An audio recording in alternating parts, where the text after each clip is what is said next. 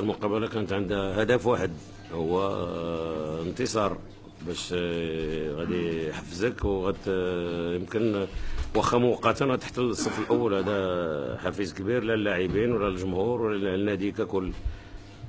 وكان هدف ثاني هو اول خطره كنلعبوا في الملعب ديال مركب محمد الخامس من بعد فتره طويله، فكانت هديه للجمهور هذا الانتصار في هذه المقابله.